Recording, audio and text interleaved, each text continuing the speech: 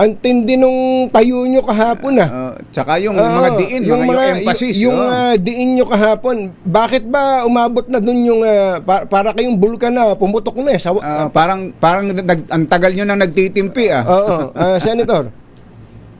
Paalala ng actually Catholic, Jerry, makasamahan natin, nakakalimot sila na yun ay impeachment court at itinatag para kay VP Sara, hindi para sa aming mga interes o mga problema namin.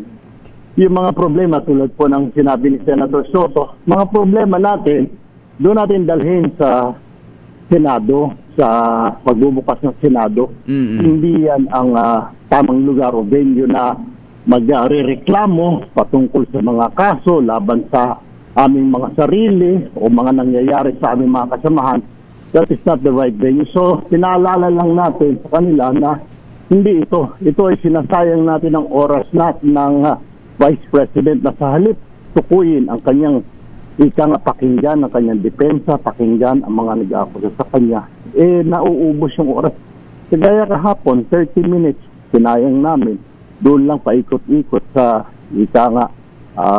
huwag na namin pag-usapan yung aming mga sarili, mga kaso. Umabot ng 30 minutes yung nasayang. Sabi niya yata, eto, nakaka-26 minutes na tayo for nothing. Sabi mo gano'n.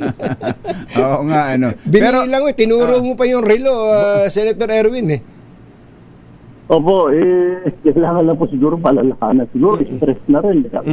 Jerry, mga kasamahan natin. Hindi ko rin po masisi yung ilan dahil lalo na po yung minority at nararamdaman nilang kumukonti sila. Yung punto ko lamang, that is not the right venue, yung reklamo nila. At pangalawa, ano naman po magagawa ng impeachment court kung ireklamo nila doon na isa-isa silang sinuhuli o kinakasuhan. Pagkatapos, meron pang yung isang kasama namin, iimbestigahan din siya sa isang kaso. Pero hindi po yun ang tamang venue. May mga venue, Katunying, Jerry.